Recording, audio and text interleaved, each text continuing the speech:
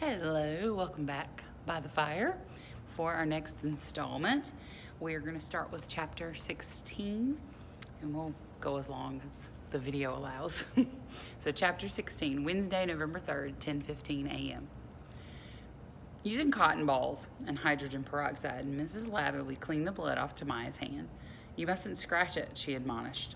"I didn't," said Tamaya. "The more you scratch, the worse it will get," said Mrs. Latherly. "It will just cause the rash to spread. Plus, anytime you break the skin, there's a possibility of infection." "I didn't scratch it," Tamaya repeated. She was seated in a plastic chair in an alcove inside the office. The alcove contained the office printer and the coffee maker. Medical supplies were on a shelf next to the printer.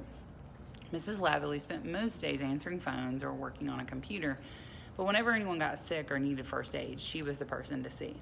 "Maybe I rubbed it a little," Tamaya admitted, "but it doesn't itch. It feels tingly.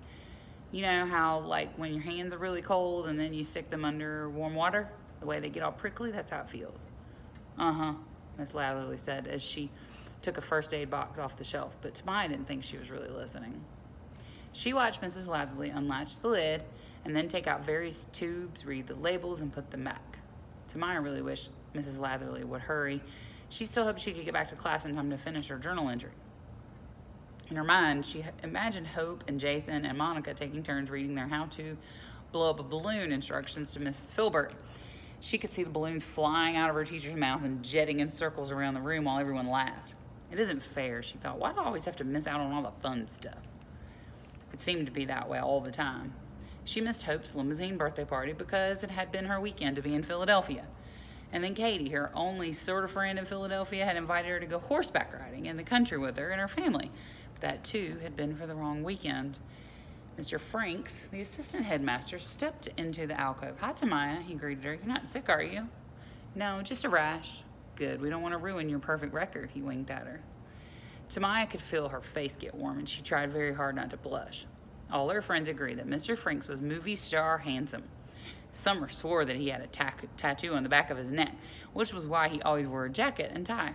Summer didn't know what the tattoo was, but it was definitely something inappropriate. If Mrs. Thaxton found out about it, he would be fired. Mr. Franks bent down to pour himself a cup of coffee, and Tamaya tried to get a peek at his neck. She couldn't see anything. She doubted he really had a tattoo. After all, how could Summer know about it and not Mrs. Thaxton? "Hold out your hand," said Mrs. Latherly. Tamaya waited for Mr. Franks to leave the alcove. She didn't want him to see her ugly rash. "I tried some of my mother's hand cream," she told Mrs. Latherly. "It didn't work." "This will," Mrs. Latherly assured her. As Mrs. Latherly applied the ointment, Tamaya read the label on the upside-down tube. "Hydrocortisone 1%. She took heart in the words "maximum strength." "Do you have any pets?" Mrs. Latherly asked. "Cooper, my dog." "Do you think you might be allergic to Cooper?" "No," she exclaimed. "That would be horrible." Cooper was the best part of going to her dad's. He slept in the same bed with her, and she often woke up with the dog licking her face. "Has Cooper had any kind of problems lately with fleas or ticks or mange?" "I hope not," said Tamaya. Mrs. Latherly looked confused. "Has he or hasn't he?" Tamaya explained that she saw Cooper only one weekend a month. Mrs. Latherly seemed exasperated. "Tamaya, I'm trying to determine what might have caused your rash. If you haven't been near Cooper, then it obviously didn't come from him." "Sorry," Tamaya said. She felt stupid. It felt confusing sometimes having two different homes. It was like she had two different lives, two half-lives. And the two added together didn't quite equal a whole life. She felt like she was missing something. Mrs. Latherly wrapped Tamaya's hand with gauze. "Is there anything else you might have touched recently that you can think of?" she asked. "Maybe some kind of cleaning product?" Tamaya wondered if she should tell Mrs. Latherly about the strange mud. She didn't want to get Marshall in trouble. Still, she knew it was important to tell the truth to a doctor or nurse, even if Mrs. Latherly was just a part-time school nurse. "Well, there was this fuzzy mud," she admitted. "Have you eaten peanuts or peanut butter?" asked Mrs. Latherly, showing no interest in the mud. Tamaya's mind remained fixed on the fuzzy mud. It all had happened so quickly, but replaying it in her head in slow motion, she could see herself picking up a handful of the tar-like muck. She vaguely recalled that it had felt warm, although she couldn't be certain that she was just embellishing her memory. "Have you recently eaten any peanuts or peanut butter?" Mrs. Latherly asked again. Tamaya forced herself to focus on the question. "I had a peanut butter and jelly sandwich yesterday," she said. "It might have been the day before." You may be allergic, said Mrs. Lathley. Next time you see your doctor, have your mother ask for an allergy test. In the meantime, I wouldn't eat any more peanut butter sandwiches. My mom makes her own strawberry jam, Tamaya offered. Out of real strawberries. Maybe I'm allergic to that. Maybe, said Mrs. Lathley. She's taking me to the doctor after school. Good. Mrs. Lathley wrapped each of Tamaya's fingers separately and then her palm and wrist. How does that feel? Tamaya tried to wiggle her fingers. Like I'm a mummy, she joked. Miss Lathley smiled. I'd like to give you an allergy pill too, but I need to get your mother's permission. I'll call her at work. Check back with me after lunch. Tamaya said she would. And remember, no more scratching. So here's some more multiplication you can see right there. So the numbers are definitely multiplying and getting bigger. Chapter 17. This is Wednesday, November 3rd at 10:45 a.m. By the time Tamaya made it back to Mrs. Filbert's, the class had already moved on to math. There were 2 inflated balloons taped to the bulletin board. She learned later that only Sam and Roshana had succeeded with their how to blow up a balloon instructions. And according to Hope, Mrs. Filbert had to fudge just a little bit to get those to work. Throughout the morning, Tamaya felt a pang of disappointment every time she glanced up at the 2 balloons. She was sure she could have had a balloon up there too, and with no fudging. She had to write left-handed, which was nearly impossible. Even if it was math, she had a terrible time just trying to make the number 2. So what's wrong with your hand? Hope asked her. I'm not supposed to eat peanut butter, she whispered. Peanut butter makes your hand bleed? She shrugged. She didn't want to talk about it. Not with Hope. But she didn't think her rash had anything to do with peanuts or peanut butter. It had to be the fuzzy mud. More multiplication right there. Plastic bags were no longer allowed at Woodridge Academy, and no one past the 2nd grade would be caught dead holding a lunchbox. Tamaya and her friends carried their lunches in reusable cloth sacks. Monica's sack was black with a rhinestone peace sign. Hope's was also black with a red heart. Tamaya's was plain white, frayed around the edges from its many trips through the washer and dryer. The girls headed down the stairs toward the lunchroom. If they ask you why your hand is all bandaged, Hope said, don't tell them it's a rash. Tamaya didn't know who they were. She figured Hope was just talking about the other kids in the lunchroom. Rashes are gross, Monica agreed. Tell them you stabbed yourself with a pencil, said Hope. That's gross too, Tamaya pointed out. But it's the kind of gross that boys like, said Monica. Tamaya still didn't know what they were talking about. Summer, who was in the other 5th grade class, was waiting for them just outside the lunchroom. What happened to you? She said when she saw Tamaya. She stabbed herself with a pencil, Monica answered, before Tamaya could say anything. Summer looked worried. Why? Just because, said Hope. Not really, Tamaya whispered. The 4 girls entered the lunchroom. Act like you don't know they're there, Monica said as she set out towards the same table where they had sat the day before. The older boys were already there. The lunch period for the upper grades began 14 minutes before that for the middle grades. Tamaya was relieved not to see Chad with the group of boys, although she was curious where he was. Looking around, she didn't see Marshall either. She hoped nothing bad had happened. Don't look at them, Monica sharply whispered. We're just sitting where we always sit, said Summer. If they happen to be there too, said Hope, well, that's just a coincidence. Tamaya bit her lips. She wondered when her friends had decided that they'd sit next to the boys again. Or maybe they hadn't talked about it. Maybe it was just one of those things she was just supposed to know. The girls stepped over the benches and sat down at the table without even glancing at the boys. Tamaya kept her eyes down. What happened to her? Asked one of the boys. Summer turned. Oh, hi, she said, as if just noticing the boys were there. Tamaya stabbed herself with a pencil, said Monica. She smiled at the boy. It went right through her hand, said Hope. In one side and out the other. Cool. Tamaya examined the contents of her lunch and didn't look up. She knew they were all staring at her. If she could have, she would have crawled inside her sack. Didn't it hurt? Asked the boy next to her. Tamaya's heart was beating very fast as she continued to concentrate on her lunch. She had a sandwich, a juice box, a granola bar, and a container of sliced fruit. Of course it hurt, said Summer. What do you think? The boy touched Tamaya's other arm, just above the elbow. Why? He asked. It took all her courage to turn and look at him. Why not? She replied. The boy continued to stare. He was obviously very impressed. She smiled. At least nobody thought she was a goody two-shoes anymore. "So, did you guys hear about Chad?" asked one of the other boys. Tamaya felt as though she'd been jolted by 1,000 volts of electricity. "What about Chad?" she asked. "Sorry, I lost my spot." "He's gone," said the boy next to her. "He's been missing since yesterday afternoon," said another. "He never made it home." All the boys were talking at once. "The police are looking for him. He's probably in jail somewhere." He'd already stolen like 10 cars. Tamaya's head was spinning. Again, she looked around the lunchroom for Marshall. "If he was in jail, then wouldn't the police know where he was?" asked Hope. "Not if he didn't tell them his name." Tamaya's feeling of dread returned, stronger than ever. It wasn't her rash or a ruined sweater or having to lie to her mother or the fear of being beaten up by Chad. It was worse than all of that. It was this. She stood up. Then a rush of dizziness made her grab the edge of the table. "Are you all right?" asked Summer. Taking her lunch, she nearly fell over the bench as she stepped away from the table. She had to find Marshall. "Where are you going?" asked Monica. As she moved through the lunchroom, desperately looking for Marshall, she could hear different groups of kids talking about Chad. "He climbed up on top of the school and is trapped up there and can't get down. He joined a motorcycle gang and is on his way to Mexico. He got into a knife fight and is lying in some hospital with amnesia. He can't even remember his name."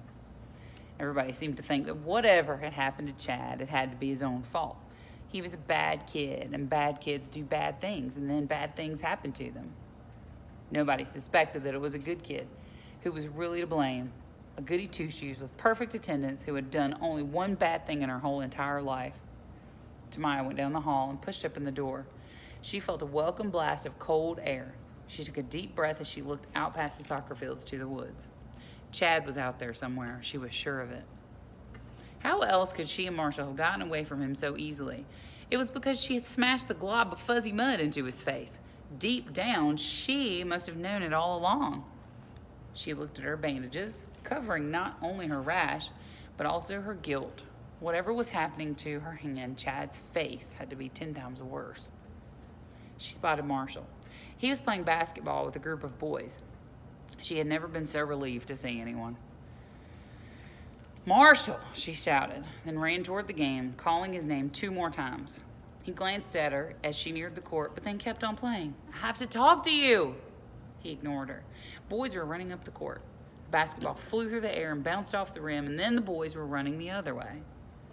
"Oh, come on!" she exclaimed. She knew he didn't want her talking to him at school, but that didn't even make sense anymore. For the last 2 days, she'd been eating lunch with the other older boys. If they weren't embarrassed to be seen with her, why should he be? It wasn't like anyone would accuse him of having cooties. "It's important," she yelled to him. Someone threw him the ball. He caught it, took a quick look at her, and then dribbled twice and passed it to someone else. The boys were all down to their shirts. She stepped over their crumpled blue sweaters as she moved up and down the sideline, staying even with Marshall, trying to catch his eye. He wouldn't look at her. She studied her bandaged hand and thought, maybe I really do have cooties. The ball clanked off the edge of the backboard and was coming her way. She raced after it and caught it on the 3rd bounce. The boy came toward her, hands out expectantly. "I have to talk to Marshall." "Come on, girl, just give me the ball," said the boy. Tamaya held the ball against her chest, wrapping her arms around it. "What's your problem, girl?" he demanded. Marshall came toward her. "Quit being a pest," he said. "Chad's missing," she told him. Although, as she said it aloud, she realized he must have known that already. "So?" he asked. He put his hands on the ball. She held tight for a moment, then loosened her grip and let him take it. She waited by the court for the game to end, her eyes constantly returning to the woods. The lunch period for the upper grades ended 14 minutes before the one for the middle grades. When the bell finally rang, she hung back as the boys were retrieving their sweaters, then slowly approached Marshall. "What?" he snapped. "We were the last to see him," she said. "We have to tell someone." The other boys were heading back to the building. "No, Tamaya," Marshall said firmly. "You can't tell anyone ever. Look, he's the one who hit me. I didn't hit him. Besides, it's got nothing to do with us anyway. He ran away from home or something." She held up her bandaged hand. "Look at my hand." "I know, you told me. Your mom's taking you to the doctor." "Look at it," she screamed as she pulled at the bandages and ripped away the medical tape. As the gauze pulled loose, a powdery substance sprinkled out, the same powder that had been in her bed earlier. Marshall stared. Even Tamaya was stunned by how much worse her rash had gotten just since Miss Latherly had treated it. Huge blisters, bleeding and crusted over, now covered the entire area from the tip of her fingers down past her wrist. Smaller bumps extended halfway, I lost my spot again, to her elbow. That's really bad, said Marshall. The mud in the woods, Tamaya said. I think it's dangerous. I picked it up with this hand and then smashed it in Chad's face. She was afraid she was about to cry, but fought it off. Into his face, she screamed. So? Why do you think he didn't chase after us? He's still out there, and it's all my fault. You don't know that for sure, said Marshall. I have to tell Mrs. Thaxton. No, you can't, Marshall insisted. I already told her that I didn't see Chad yesterday. What are you going to say? We walked home together and you saw him, but I didn't? Think about it, Tamaya. Oh, now I remember, Miss Thaxton. I did see Chad yesterday. He beat me up in the woods. I just forgot. I have to tell somebody. It's just mud. And anyway, I heard he joined a motorcycle gang and is on his way to Mexico. You know that's not true, said Tamaya. I don't know anything, said Marshall, and neither do you. He turned away from her. She stared after him as he headed to the building. He never looked back once. 14 minutes later, Tamaya was still out by the basketball court when the bell rang for her to go in. She didn't know what to do. She didn't want to get Marshall in trouble, but somebody had to do something. She remained there, motionless, as kids all around her returned to the building. Once again, she gazed out into the woods. She took a step toward the soccer field, then another. She walked slowly at first, but her pace increased with every step. She tried not to think about Miss Filbert or Miss Thaxton. She started to run. Her lunch sack swung from her hand. She was glad she still had it. Chad must be hungry. And we have some more multiplication right there. So the numbers are getting up to 65,000. And we are going to stop right there. Actually, no, we're not. We're going to read 18. Wednesday, November 3rd at 1 p.m. It had been more than a month since Marshall had played basketball with his friends. A month since he'd had any friends. And all it had taken was a day, just one day without Chad. Marshall never did anything, Laura Muskrantz had said. Chad's just mean. Those may have been the sweetest words he'd ever heard in his whole life. Still, as he sat at his desk in Mr. Davidson's class, 3 seats away from Chad's empty desk, he couldn't get the image of Tamaya's grotesque hand out of his mind. Torn strips of bloody gauze had dangled from her blistered flesh. He saw her eyes, too. They pleaded with him to do the right thing. Man, just when things are finally going good for me, he thought, why do girls always have to go and ruin everything? He knew the right thing to do. He had known it when Mrs. Thaxton had come into his classroom and told everyone that Chad was missing. The only reason he hadn't told her the truth right then and there was because he didn't want to get Tamaya in trouble. That was what he told himself. He had kept quiet for Tamaya's sake. But deep down, he knew that was not the truth. He had remained silent because he was scared and ashamed. Not that it mattered anymore. He knew it was just a matter of time before Tamaya told someone, either her teacher, Mrs. Filbert, or else Mrs. Thaxton. The classroom phone buzzed, and the sound seemed to vibrate deep down in his bones. As he watched Mr. Davison speak into the phone, he tried to read the expression on his teacher's face. His leg trembled beneath his desk. Mr. Davison hung up, and Marshall quickly cast his eyes downward, pretending to concentrate on his open book. Marshall, Mrs. Thaxton would like to see you in her office. He'd been expecting that. The words still came as a jolt. His chair squeaked as he pushed back from his desk. He stood up and then walked out of the room, desperately trying to appear calm. He started up the stairs. Nothing made sense anymore. Chad beat him up, and yet he was the one who was getting in trouble. Everyone was so worried for poor Chad. Where's Chad? Did you see him? Did you talk to him? What did he say? Chad's missing. Good. He's gone. I'm glad he's gone. Did that make him a bad person? He reached to the top of the stairs. The office was to the right, but Marshall's eyes were drawn the other way, down a short hallway, to a door with a window. Daylight shone through the window. He stared at the door for a long moment. Maybe it was time people started worrying about poor Marshall, he thought. He stared a moment longer, but then turned and headed toward the office. Tamaya was right. It was time to tell the truth. Mrs. Latherly had stuck her Mrs. Lathley had her back to him and was bent over as she placed a folder in a filing cabinet. Mrs. Thaxton asked to see me, he said.